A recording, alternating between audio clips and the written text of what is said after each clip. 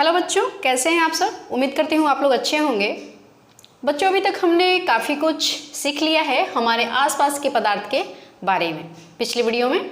और अब हम लोग देखते हैं किसी भी तापमान को अगर डिग्री सेंटीग्रेड में दिया रहेगा तो केल्विन में कैसे बदलेंगे, और केल्विन में कोई तापमान हमें दिया रहेगा तो उसको डिग्री सेंटीग्रेड में कैसे बदलेंगे।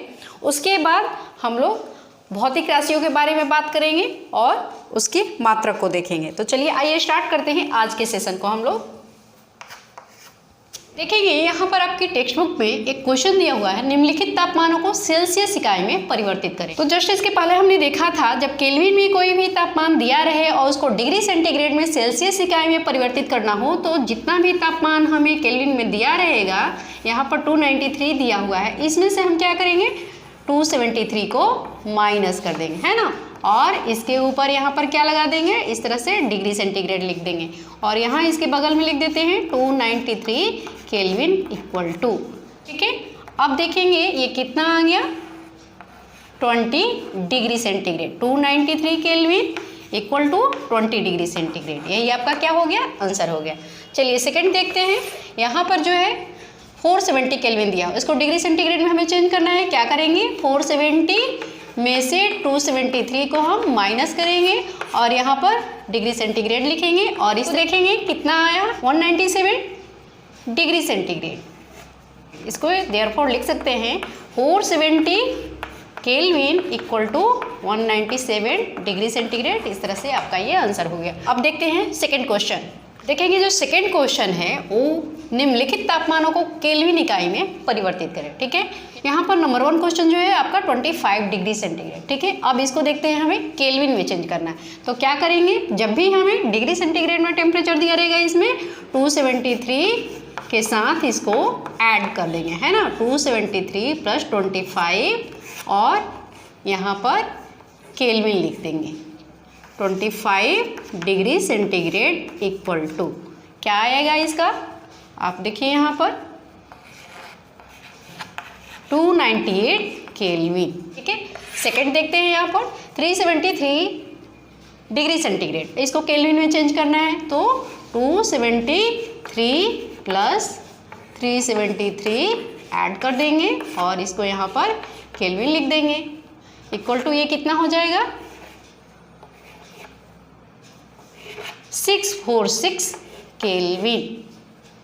यहाँ लिख दीजिए यहाँ पर 373 degree centigrade that much equal to 646 kelvin, ये आपका आंसर हो गया।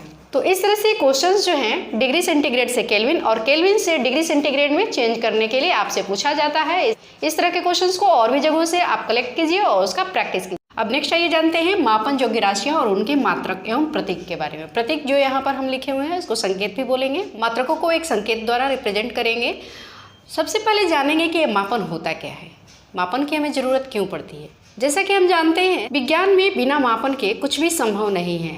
आप देखते हैं हमारे दैनिक जीवन में भी चीज़ हमें खरीदना हो तो तौल के खरीदते हैं, कोई कपड़ा लेना हो तो उसको माप कर लेते हैं, है ना। तो किसी भी मापन के लिए एक मानक माप की आवश्यकता होती है। एक तरह से ये तुलना होती है मानक माप से। जैसे खेल खेल में भी एक बच्चा जहाँ पे बैठा हुआ है, मान लीजिए कोई डेस्क ही है, वहाँ पर बैठा हुआ की आइस क्यूब छोटी छोटी जो होती हैं उनसे कह रहा है कि इससे मैं इस डेस्क की लंबाई को मापता हूँ।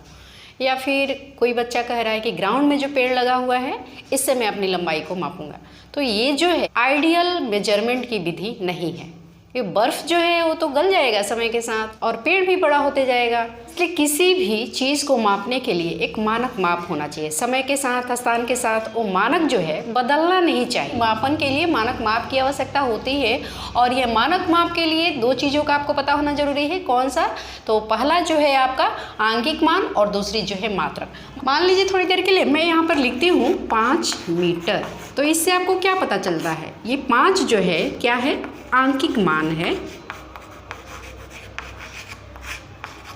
और मीटर जो है क्या है, मात्रक है। तो 5 मीटर किसी भी चीज़ की लंबाई को माप रहे हैं हम, जिसमें हमारा 5 आंकिक मान बता रहा है कि वो लंबाई जो है 5 गुनी है किसके, मीटर के। मीटर जो है आपका मात्रक बताता है यहाँ पर। और इसी तरह से अगर देखें यहाँ पर लिखते हैं 100 डिग्री सेंटीग्रेड। तो ये क्या हुआ आपका, यहाँ पर भी 100 जो है आपका आंकिक मान कहलाएगा, आंकिक मान हुआ ये 100 जो है, ठीक है ना। और यहाँ पर जो ये संकेत यूज किया हुआ है इसको हम मात्रक कहेंगे। डिग्री सेंटीग्रेड तापमान को मापने का इकाई हुआ और यहाँ पर इसको मात्रक बोल रहे हैं हम। तो किसी भी भौतिक राशि को मापने के लिए हमें दो चीज़ों का पता होना जरूरी है, आंकिक मान और मात्रक। मापन योग्य जो राशियाँ होती हैं उनको भौतिक राशियाँ कहते हैं। भौतिकी के नियमों को जिन पदों में व्यक्त करते हैं उसी को हम भौतिक राशियाँ कहते हैं। जैसे लंबाई को मापना हुआ, बल या वेग, और इस तरह से भौतिक राशियाँ जिनको हम माप रहे हैं, मापन योग्य ये राशियाँ हैं, भौतिक राशियाँ, ये दो तरह की होती हैं। कौन कौन सी? नंबर 1 जो है आधारी राशि और दूसरी जो है व्युत्पन्न राशि। अब आधारी राशि किसको कहते हैं? तो वे राशियाँ जिनको मापने के लिए किसी अन्य राशि की आवश्यकता नहीं महसूस होती है, उसे आधारी राशि कहते हैं। जैसे लंबाई को मापना हो, समय को मापना हो या द्रव्यमान को मापना है, ये अपने आप में स्वतंत्र है। लंबाई को मापने के लिए किसी चीज़ के ऊपर निर्भर नहीं रहना है, द्रव्यमान को मापने के लिए किसी चीज़ की जरूरत नहीं है, हमें अपने आप में आत्मनिर्भर है। तो जो राशियाँ अपने आप में आत्मनिर्भर हैं अपने मापन के लिए, उसको आधारी राशि कहते हैं। और व्युत्पन्न राशियाँ वे राशियाँ होती हैं जिनको मापने के लिए हमें आधारी राशियों की जरूरत पड़ती है। जैसे बल, घनत्व। मान लीजिए बल जो है इसको मापना होगा जब हमें, तो क्या जरूरत पड़ेगी? बल बराबर क्या होता है? द्रव्यमान गुना त्वरण। द्रव्यमान के लिए मैं यहाँ पर m लिख रही हूँ, त्वरण a है। तो इस तरह से बल को मापने के लिए द्रव्यमान का भी पता होना चाहिए हमें और त्वरण का भी पता होना चाहिए। इन पे निर्भर है ये बल का मापन। और घनत्व की बात करें तो यहाँ पर भी जो होगा घनत्व आपका द्रव्यमान बटे आयतन होता है ना। घनत्व का जो फॉर्मूला होता है वो क्या होता है? द्रव्यमान बटे आयतन। तो अब मान लीजिए इस घनत्व को मापना होगा, तो मापने के लिए भी हमें द्रव्यमान का पता होना चाहिए और आयतन का भी पता होना चाहिए। तो इस तरह से भौतिक राशियाँ हमारी दो तरह की हो गई, आधारी राशि और व्युत्पन्न राशि। आधारी राशि अपने आप में स्वतंत्र होती है, उसको मापने के लिए हमें किसी चीज़ की आवश्यकता नहीं पड़ती है, ये आत्मनिर्भर राशियाँ होती हैं। और व्युत्पन्न राशि, इनको मापने के लिए हमें आधारी राशि की जरूरत पड़ती है। जिस मात्रक से आधारी राशि को मापते हैं उसे आधारी राशि का मात्रक कहते हैं, और जिस मात्रक से व्युत्पन्न राशि को मापते हैं उसे व्युत्पन्न राशि का मात्रक कहते हैं। अब देखेंगे विश्व में मात्रकों की कई सारी पद्धतियाँ प्रचलित है, उनमें एक एक करके आइए देखते हैं। यहाँ पर देखिए एक मात्रक पद्धति मैंने लिखा हुआ है। मात्रकों का जो समूह होता है इसको मात्रक पद्धति कहते हैं। नंबर 1 जो है आपका फुट पाउंड सेकेंड मात्रक पद्धति, इसको शॉर्ट में स्मॉल FPS इस तरह से लिखते हैं, FPS पद्धति इसको कहेंगे। इसको ब्रिटिश पद्धति भी कहते हैं। इस मात्रक पद्धति में लंबाई का जो मात्रक होता है वो फुट होता है, द्रव्यमान का मात्रक पाउंड और समय का मात्रक सेकंड होता है। दूसरी मात्रक पद्धति जो है आपकी सेंटीमीटर ग्राम सेकंड पद्धति, जिसको स्मॉल में CGS पद्धति बोलते हैं और इसको मीटरी पद्धति भी कहते हैं। इसका और भी दूसरा एक नाम है गॉसियन पद्धति। तो ये जो CGS मात्रक पद्धति है इसमें लंबाई का जो मात्रक होता है वो सेंटीमीटर होता है, द्रव्यमान का मात्रक ग्राम और समय का मात्रक सेकंड होता है। तीसरी मात्रक पद्धति जो है मीटर किलोग्राम सेकंड पद्धति है, इसको स्मॉल में MKS पद्धति कहते हैं, जिसमें हम लंबाई को मीटर में मापते हैं, द्रव्यमान का मापने का जो मात्रक होता है वो किलोग्राम होता है और समय का जो मात्रक होता है वो सेकंड होता है। इसके अलावा और भी मात्रक पद्धतियाँ प्रचलित हुई जिसमें अंतर्राष्ट्रीय मात्रक पद्धति एक है, आइए उसको भी देखते हैं। विश्व में बहुत सारे देश हैं जिसमें बहुत सारे देशों में अलग अलग मात्रक पद्धतियों के प्रचलित होने से कन्फ्यूजन सी होने लगी। इसमें सेवरे नामक की एक जगह है जहाँ पर 1960 ईस्वी में एक वैज्ञानिकों का महासम्मेलन हुआ जिसमें यह निर्णय लिया गया सभी देशों में राशियों का मात्रक हो वो सेम हो, ताकि आपस में किसी तरह का कोई भी कंफ्यूजन ना रहे। अपने इंडिया में जो हमारे यहाँ लंबाई का मात्रक हो, किसी अदर कंट्री में भी अगर हम चले जाते हैं तो वहाँ पर भी लंबाई का मात्रक वही हो। तो इस महासम्मेलन में उस समय तक 6 आधारी राशियों के बारे में हमें जानकारी थी। यह जो पेरिस में सम्मेलन हुआ था 11वां महासम्मेलन था। अब देखिए पेरिस में जो नामकरण की एक पद्धति है उसमें किसी भी वर्ड्स के पहले स्मॉल d यूज किया जाता है। तो जो अंतर्राष्ट्रीय पद्धति है मात्रकों की, इसको SI पद्धति भी इंग्लिश में कहते हैं और इसका फुल नेम जो हो जाता है आपका सिस्टम में इंटरनेशनल, स्मॉल d लिखेंगे यहाँ पर सिस्टमी इंटरनेशनल डी यूनिट्स, जो कि पेरिस में नामकरण की एक अपनी पद्धति है किसी भी वर्ड्स के पहले स्मॉल डी लगाने का। उसके बाद 1970 ईस्वी में पेरिस में ही एक और महासम्मेलन हुआ मापतौल का ही, और ये महासम्मेलन जो था 14वां महासम्मेलन था। इस 14वें महासम्मेलन में एक और जो आधारी राशि थी वो जुड़ गई, वो थी पदार्थ का परिमाण, और इसका जो एसआई मात्रक है वो मोल है। तो आइए इनको देखें यहाँ पर किस तरह से जो हमारी आधारी राशियाँ हैं उनका एसआई मात्रक और संकेताक्षर क्या क्या है। नंबर 1 जो आधारी राशि है वो लंबाई है, इसका एसआई मात्रक मीटर होता है, इसको स्मॉल एम संकेत से सूचित करते हैं। दूसरा जो आधारी राशि है वो द्रव्यमान है, किसी भी वस्तु का द्रव्यमान जब हम मापना होता है तो उसका एसआई मात्रक किलोग्राम होता है, और संकेत जो है इस तरह से होता है, स्मॉल केजी यहाँ पे लिखा हुआ है। इस द्रव्यमान को आप अपने टेक्स्ट बुक में देखेंगे तो वहाँ पे संहति लिखा हुआ है, इसलिए इसमें कंफ्यूज नहीं होना है। नेक्स्ट जो आपका आधारी राशि है वो समय है, और समय के लिए एसआई मात्रक जो निर्धारित किया गया वो सेकेंड है, और स्मॉल एस संकेत से इसको सूचित करते हैं। ताप जो है आधारी राशि नेक्स्ट, उसका एसआई मात्रक केल्विन होता है और कैपिटल के से लिखते हैं जब। और नेक्स्ट जो आधारी राशि है वो विद्युत धारा है, विद्युत धारा का एसआई मात्रक एम्पियर होता है, और संकेत जो होता है इसका कैपिटल ए होता है। नेक्स्ट ज्योति तीव्रता आधारी राशि है, और इसके लिए एसआई मात्रक कैंडेला होती है, और जो संकेत होता है इसका स्मॉल सी होता है। 14वें महासम्मेलन के बाद जो नया पदार्थ का परिमाण आया आधारी राशि, उसका एसआई मात्रक मोल होता है, लिखते हैं MOLE, लेकिन यहाँ पर संकेत जो है MOL लिखेंगे। और चीज़ें देखिए, जैसे किसी भी चीज़ को ग्राम में लिखना हो, जैसे मान लीजिए कि लिखना हो 5 ग्राम्स और कहीं लिखा हुआ 5 ग्राम, तो कौन सा आपको सही लग रहा है? यहाँ पर 5 ग्राम्स जो प्लुरल वर्ड है ये गलत हो जाएगा। क्या लिखेंगे? 5 ग्राम लिखेंगे।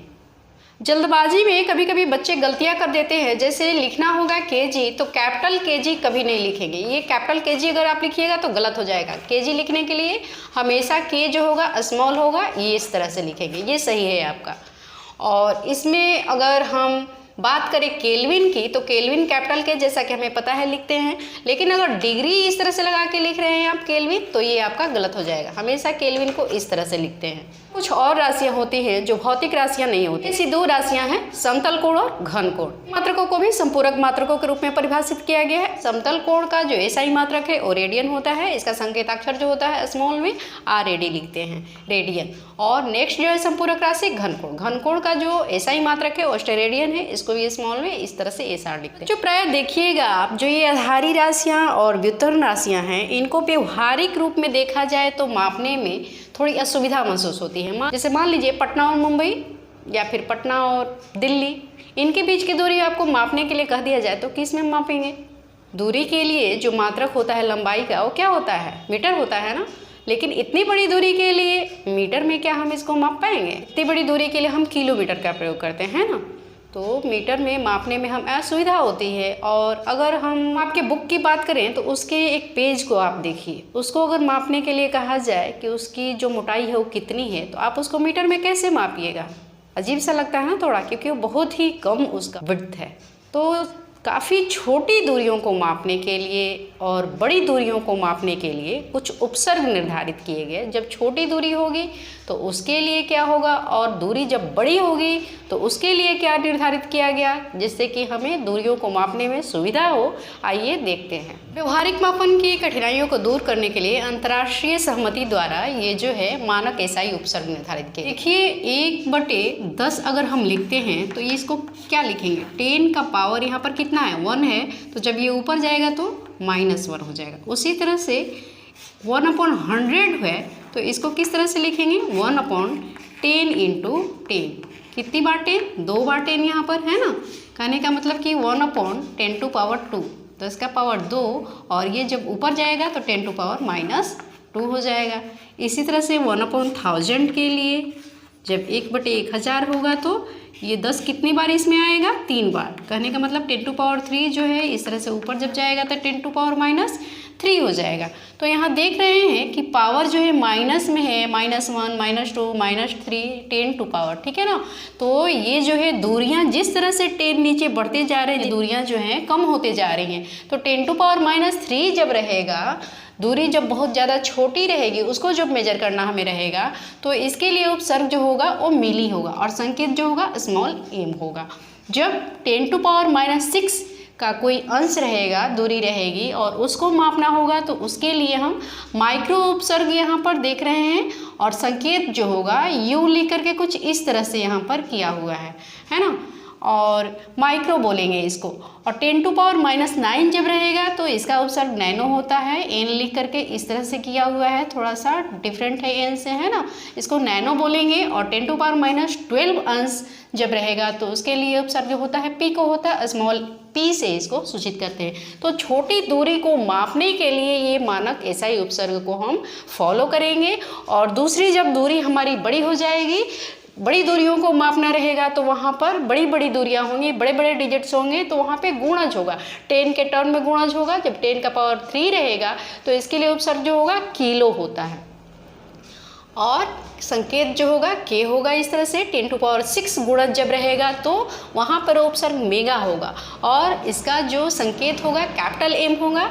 देखेंगे यहाँ पर 10⁹ डिजिट जब रहेगा तो यहाँ पर उपसर्ग जो होता है जीगा होता है। यहाँ पर कंफ्यूज नहीं होंगे, जीगा और गीगा इंग्लिश और हिंदी के प्रोनाउंसिएशन की वजह से है, कहीं कहीं देखिएगा कहीं कहीं गीगा भी लिखा रहता है, तो यहाँ पर जीगा लिखा हुआ है, जीगा और गीगा में कंफ्यूज नहीं होना है। यहाँ इसका संकेत जो होगा कैपिटल जी होगा और 10⁻12 गुणज के लिए उपसर्ग टेरा होती है और संकेत जो होता है कैपिटल टी होता है। यहाँ पर आपके टेक्स्ट बुक में जो पेज नंबर 13 पर दिया हुआ है इसको मैं यहाँ पर शो कर रही हूँ, आप इसको देख लेंगे और इसके बारे में हमने यहाँ पर डिटेल पूरा स्टडी कर लिया। तो इस तरह से बच्चों जो फर्स्ट चैप्टर हम देख रहे थे क्लास 9th का, वो फर्स्ट चैप्टर आपका हमारे आसपास के पास का ये लास्ट वीडियो यहीं पे फिनिश हुआ हमारा ये चैप्टर। अगला चैप्टर हम करेंगे जीव विज्ञान से जीवन की मौलिक इकाई।